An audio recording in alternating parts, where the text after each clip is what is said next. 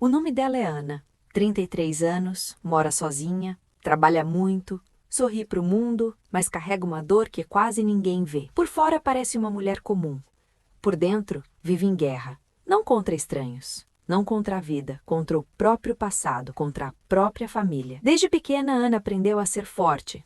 Não porque quis, mas porque precisou. Cresceu numa casa cheia, com 4 irmãos, um pai trabalhador e uma mãe presente. A casa era barulhenta, bagunçada e imperfeita, mas era viva. Tinha amor, e no centro de tudo estava Roberto, seu pai. Um homem simples, de poucas palavras, que demonstrava carinho trabalhando. Chegava cansado, sujo, exausto, mas sempre perguntava se os filhos estavam bem. Nunca faltava, mesmo quando tudo faltava. Para Ana, ele era um porto seguro. A certeza de que não importava o que acontecesse, ele estaria ali, até o dia em que começou a desaparecer. Cláudia entrou na vida deles quando Ana tinha 20 anos.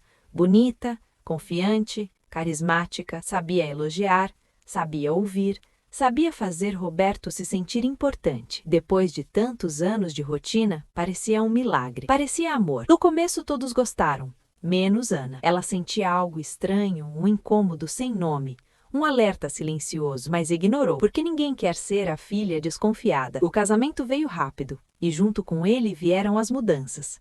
Pequenas no início, frases soltas, quase inocentes. Suas filhas não te respeitam, eles só te usam. Ana quer te controlar, sempre em tom doce, sempre como preocupação. Roberto ouvia. No começo não ligava, depois pensava, depois aceitava. Sem perceber, começou a se afastar. Ligava menos, visitava menos, abraçava menos, falava menos.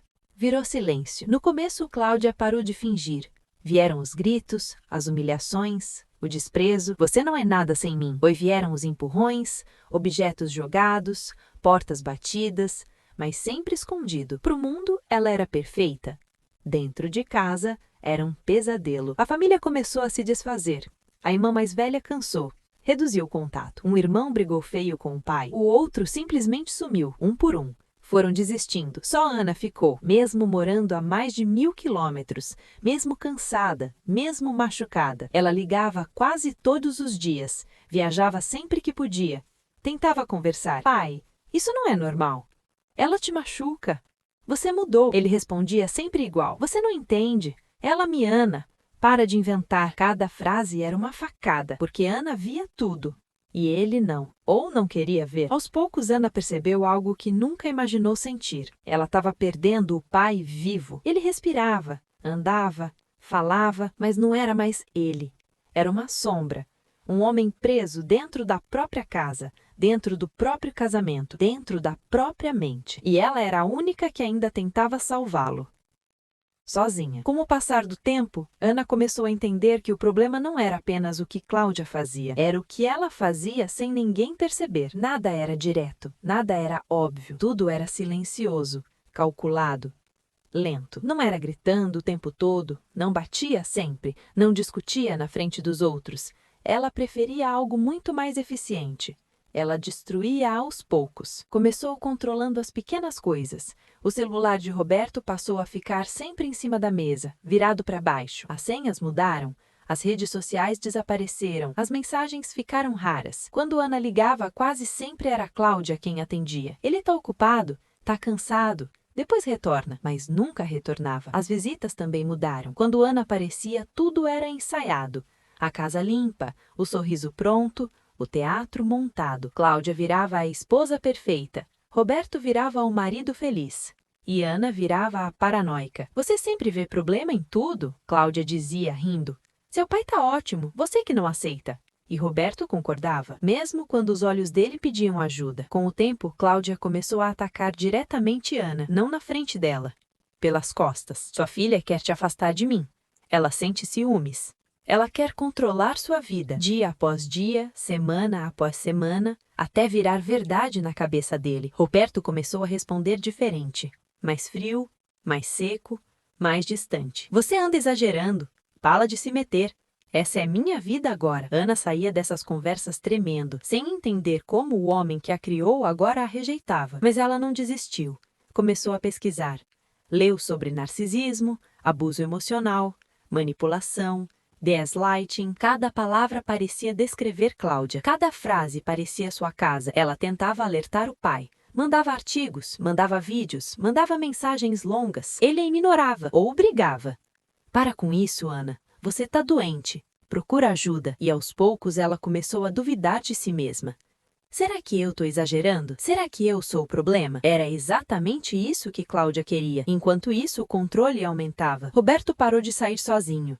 Parou de encontrar amigos, parou de visitar parentes. Tudo precisava de autorização. Tudo precisava ser explicado. Se chegasse 5 minutos atrasado, era interrogado. Se sorrisse para alguém, era acusado. Se discordasse, era punido com silêncio. Dias, semanas. Cláudia sabia.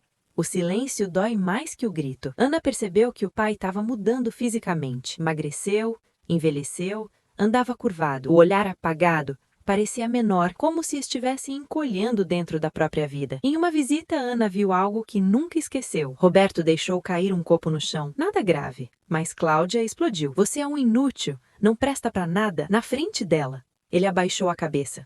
Pediu desculpa. Por um copo. Ali, Ana entendeu. O pai dela estava quebrado. Por dentro. Naquela noite, Ana chorou escondida. No quarto de hóspedes. Com medo, raiva, impotência, e tomou uma decisão. Ela não ia mais apenas observar. Ela ia enfrentar. Mesmo que isso custasse tudo. Depois daquela noite, Ana não conseguiu mais fingir que estava tudo bem. Ela voltou para casa diferente, mais silenciosa, mais alerta. Mais decidida. Pela primeira vez não queria apenas salvar o pai, queria entender até onde aquilo tinha ido. Começou a ligar em horários inesperados, mandar mensagens fora da rotina, testar. Quase sempre Cláudia respondia, mesmo quando Ana ligava diretamente para o celular do pai. Ele tá dormindo, tá no banho, saiu, sempre uma desculpa, sempre um bloqueio. Até que numa terça-feira à tarde algo mudou. Ana ligou e Roberto atendeu. A voz estava diferente, baixa, cansada, trêmula. Filha, você pode vir aqui? Só isso, nada mais. O coração dela disparou. Ela pegou o primeiro voo disponível. Horas depois, estava na porta da casa. Cláudia abriu, surpresa, irritada. O que você está fazendo aqui sem avisar? Ana entrou sem responder. Foi direto ao quarto. Encontrou o pai sentado na cama. Olhos vermelhos, mãos tremendo. Ele parecia um estranho. Pai, o que aconteceu? Ele demorou a falar. Quando falou, foi quase um sussurro. Eu não aguento mais. Aquelas 4 palavras mudaram tudo. Roberto começou a chorar. Chorar como Ana nunca tinha visto. Contou sobre as humilhações diárias, as ameaças, as chantagens. Ela diz que se eu te ouvir, vai embora e vai levar tudo. Diz que vai me destruir, que ninguém vai acreditar em mim. Ana sentiu o chão sumir. Então ele sabia. Ele sempre soube, só tinha medo. Ela segurou a mão dele. Pai, você não tá sozinho. Nunca esteve. Pela primeira vez em anos ele acreditou. Naquela semana, Ana ficou. Observou, prestou atenção, anotou tudo, discussões, gritos, mensagens, áudios. Cláudia não percebeu, ou achou que tinha controle demais para perder, até o dia em que Ana confrontou, na sala, sozinhas. Eu sei o que você faz com ele. Cláudia riu. Você não sabe de nada. Eu tenho provas. O sorriso sumiu. Por um segundo, depois voltou.